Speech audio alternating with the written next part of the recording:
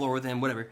And I improvised a line. After Amy's last line of the scene, I improvised a line that we laughed so hard every take. It was, and those moments are the best. Whatever you're shooting, if you can't get through a take because you're laughing so hard, that's why you do it. And then I watched it. We watched a screening of it, and it played really well into the emotional aspect of the scene. And you would never know that we were like cracking up for 20 minutes before finally getting it. But things like that happen all the time, and it's like really a blessing on set to be able to have a moment like that where you can't stop laughing. I think it brings all of us together a little bit. But there were tons of moments like that where we just like in between every take. I don't know. Long nights on a boat in Staten Island, weird Staten Island. I think there was something. I know it's your hometown. I know there's just something about that where it's like, okay, if we're gonna be going till sunrise, we all have to like really keep up this fun, joyful energy. And I think you did a really good job of making sure that was the environment. Although that's what I got from you. I don't know what went on behind closed doors, but like for me, as the actor and all of us, he did a really good job at making sure that we were all up and joyful. And it kind of rubbed off on all of us, I think. Do you have anything to add? I did almost fall off the boat once. It was also early into the filming process. It was the first like emotional scene that I was like, all right, I was really nervous for it. I was preparing all morning and I didn't really know anyone that well. And I was like, I'm going to be really cool and just be really good at this scene. And then it was raining really hard. And then I was supposed to basically run to a mark and turn and then say my lines. And I just slipped and fell almost right off the boat. But, 5 feet away from the Yeah. So I thought for sure she was going in, for sure. But then she got up like nothing happened. Well, I was eternally. She was sitting there for a second, and one of the assistant makeup artists, I was standing there like, let me just get out of the way while they like make sure Allison's okay. She's raining, and she goes over to me, and I'm in my EMT outfit, and she's like, someone just fell. I'm like, I know. I'm so glad she didn't go in the water. She's like, no, someone fell. You need to get out there. I'm like, oh, no. I am not a trained EMT. I'm not, like, I can't go out and help her. I'm not the set medic. Yeah, well, I'll tell you later. She was like Marcus. slightly irritated for a second, like, go, help. Yeah. I thought that was really funny. Well, that's gotta make you feel good that your actors are here saying that you made them feel comfortable and having a lot of fun on set. It does, yes. I mean, we're a team, right? And I feel like whether it's in front of the camera or behind the camera, we're all working together to create something that's fun and memorable for the audience. And something that's I think is really cool, especially because when you're shooting digital, you can shoot a little bit of extra footage, and we can, if we have the time and the schedule, allow the opportunity to sort of play and experiment a little bit. And it's a Steamboat Willie horror movie, right? It's not the end of the world. We're not, the stakes are high for them, but it's still kind of a silly thing. And I think being able to find those moments of humor are what keeps the movie moving and helps us. I mean, it's tough because in theory, we should mourn people when they die, but it's a horror film with a really high body count. So if we stopped to throw a funeral every time someone croaked on the boat, like the film would be 12 hours long. So I do think it's helpful when they're able to bring that in. And as one of the writers on the movie, I could feel confident of like, okay, maybe that line is a joke. Or does it make sense that we're all being super serious here? Or, pacing wise, do we need something to get out of the scene that's a little faster? And when you have a cast as talented as these folks, they're able to take that direction and pivot and, okay, let's try it like this, let's try it like that. And it drives the Anila continuity scripty crazy because she's like, these two things won't edit together. And I said, well, I'm only going to use one. They don't have to edit together as long as, we have the material we need, and they all brought it. Well, before we move on to the next question, I want to check in with you all who are live here really quick. I'm seeing some really good questions in chat. We are going to get to them, so stick around. We're going to be here until around 7 p.m. Pacific time. So we still have a lot of time to address all of your questions, and we still have a few more here. But before we move on, can you please let them know when this movie will be out and where they can watch it, just for those who are joining us live now? Yes, of course. Let's see if everybody remembers. David? April 2nd. April 2nd. Screamboat will be in theaters all around the world starting April 2nd. Yes, you get a treat. Milk duds off the floor.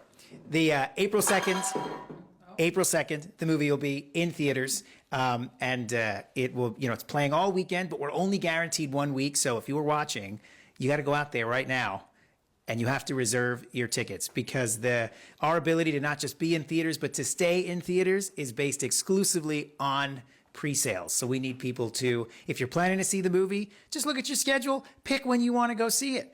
Get a seat, get 2 seats. I think the best way to see the movie is with 2 empty seats next to you and 1 empty seat in front of you. So I say buy 4 seats for you. Bring a friend, bring an enemy, bring a lover. I don't know. Yeah. Don't let them all meet, maybe, but I'm just saying.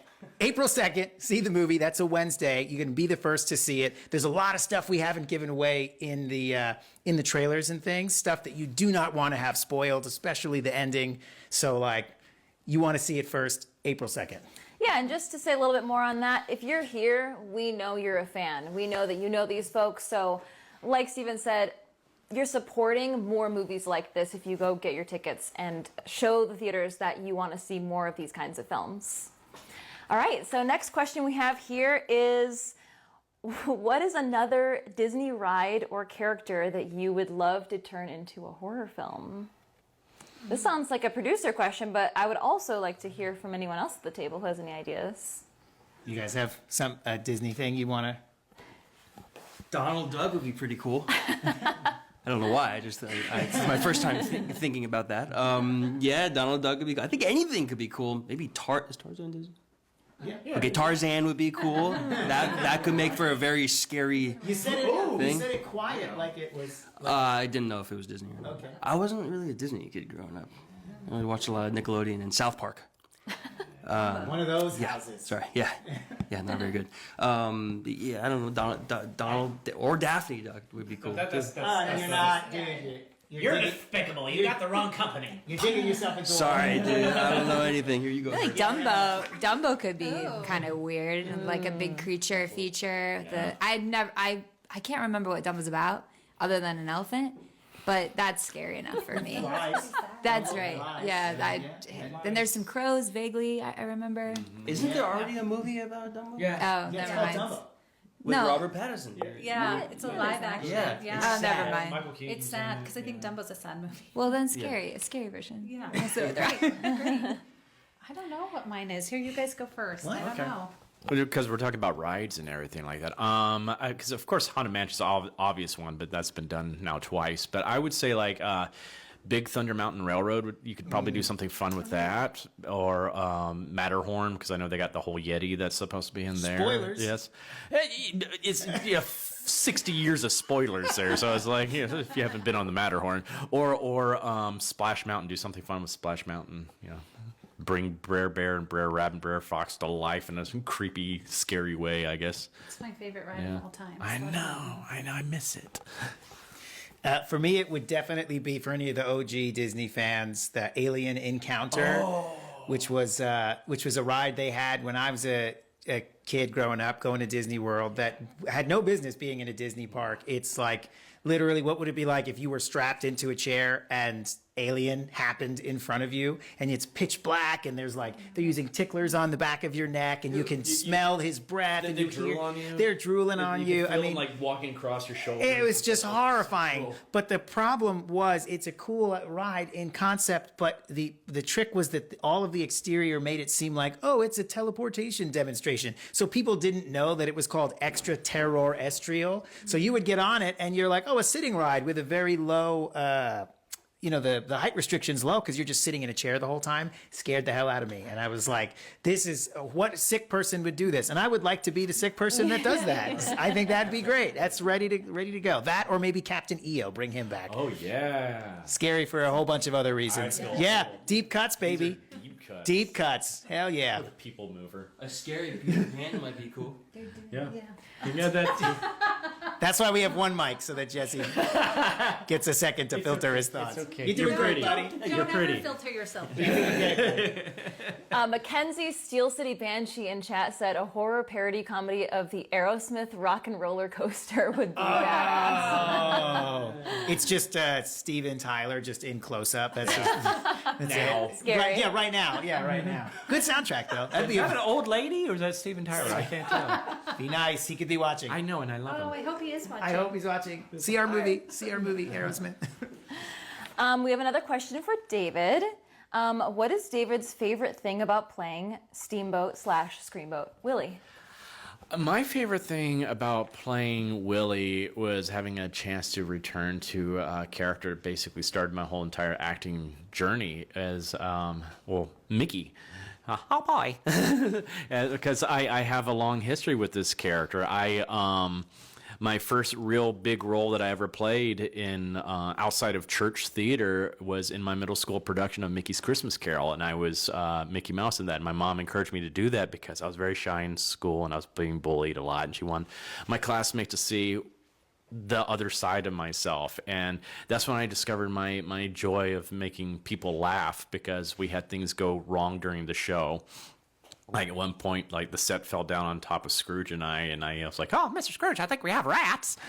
and then we had the best part, I thought, was we had the Cratchit family dinner scene, and we had this little table on set, and we had a little tiny chicken on it, and the table broke and shot the chicken over the audience.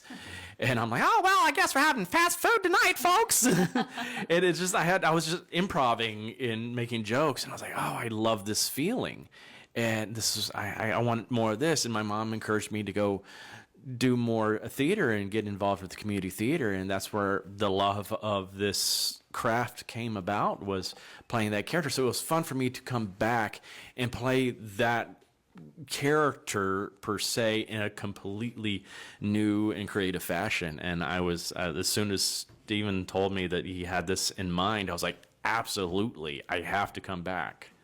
So, Steven, you didn't know any of this before you cast David. No, I definitely didn't. I mean, when we started developing the script, this was, I was like, there's only one guy that we got to have to play Steamboat Willie, and that's David Howard Thornton. And once he started telling me sort of his history and his familiarity, he knows all kinds of Disney things, and knowing the amount of not just love he had for the character, but effort that he wanted to go through, just hearing that, it's one thing for David to come to the boat and act out the scenes and for us to sort of work out what that might look like, but just his sort of like encyclopedic knowledge of Disney and, Steamboat Willie and maybe the other character he's based on. I mean, all of that was just, we're like, oh, this has got to be the guy. And you could just see it when we're on set and seeing him match the mannerisms and the movements. There's some things where I would hold up the animation cells to the monitor to make sure the shots we're doing mimic the things that we're trying to reference.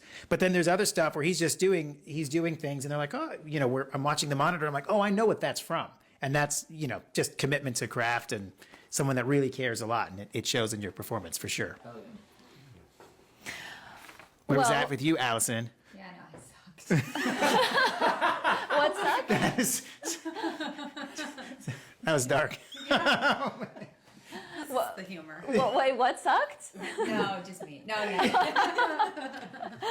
No, we want to hear more. Just have to see. Hate watch it, I guess. We're drifting. Get us out of here, Jess. Well, so, Steven, we have another question here from Natalie6277, and they asked, what gave you the idea to turn Steamboat Willie into a horror movie? I had always wanted to make a horror film on the Staten Island Ferry as a lifelong Staten Islander, repping the Shaolin, Wu-Tang forever. I'd always wanted to make a horror film on the Staten Island Ferry because I'm taking it back and forth in the morning as a commuter and then at night as a college student. Like it's just a vibe. And when you look at like Murder on the Orient Express, you could stop the train. Just get off the train. Staten Island Ferry takes off. It's 22 minutes with psychos, weirdos, and New Yorkers, right? So I always thought, man, there's got to be a horror movie here, and it was Amy's idea to adapt that into a public domain character change because we were looking for a new project, we were looking for a new thing to do, and I just kept hitting the wall trying to fit a square peg into a round hole. And she said, "Well, take the character that you want to do out of the equation. What's a movie you've always wanted to make?" And I said, "Staten Island Ferry." Horror movie, and we started pulling on threads and talking it through, and then I realized that Steamboat Willie was going to come into the public domain and that the Staten Island Ferry was powered by steam in the 1800s, and we were like, this is it. So listen to your wife. That's the moral of the story. That's the moral of the story. Yeah, do you want to speak a little bit more on that, on your idea? Well, that's very generous for you to say that. I think that when we were working it through and having just done the mean one, also, we had so much fun with that one.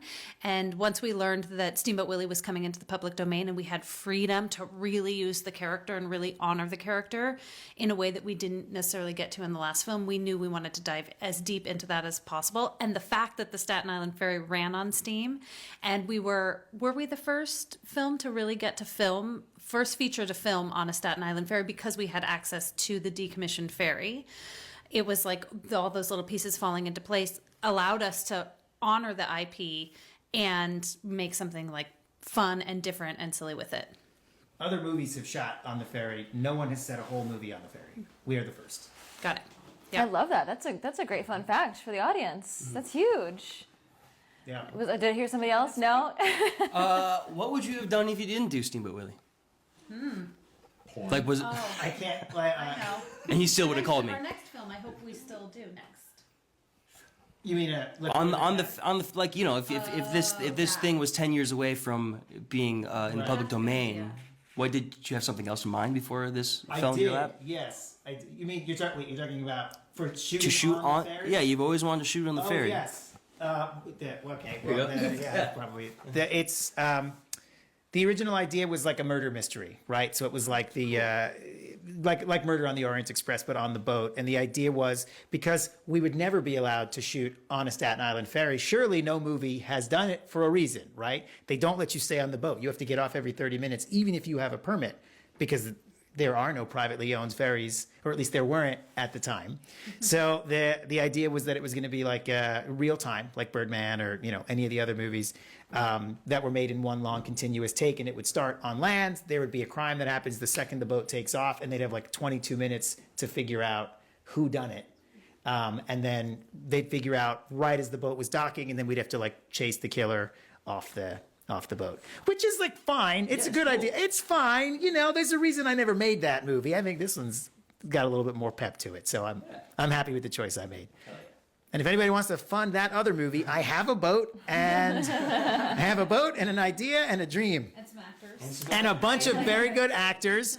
But if you see David there as a preacher just reading the newspaper casually, maybe you know who done it. It might be obvious who did it. All right, so we have a couple more questions here, and just a reminder, I see everybody in the live chat right now, and we will get to your questions, so keep them coming. We can take an audience question. Do you wanna do a couple We right can now? deviate from that. Yeah. Sure, yeah. We appreciate everybody that wrote in their questions in advance, but we have these wonderful audience members who are participating. Let's throw into the chat. Well, first of all, I'm loving all of the suggestions of the Disney horror movies. I saw Hook in here, Peter Pan. Nice. I had a couple people think it said Teletubbies, which I Not don't quite. think, I don't think that's Disney. Just my shit. The baby in the sun screaming. I saw one a while back, so I don't have the username here, but someone asked if there will be merch, and they want a Steamboat Willie plushie. It's coming. It's coming. The plushie is in the works and will be here. And then there's an exciting announcement. I think maybe this week we'll have some shirts available. And then we have these shirts. These shirts will become available very soon. But then there are two other very cool designs that are coming out this week. And then more merch will be rolling out. Coloring book, plushie, stuff like that. Hats, hoodies, that kind of stuff. And where will they be able to get them? The two shirts that are coming out are on Rock Rebel and Yeah. Scarecrow. I mean, we were going to do a formal announcement, but if you're tuned in, that means you're a super fan. Rock Rebel Shop and Scarecrows both have the first two officially licensed Screamboat shirts, and then we're going to be launching a line that features our logo, which is going to go live this week. You heard it here first. It's going to go live this week, and if you order, I think in the next week or so, you can actually have this stuff on time to see it in theaters April 2nd.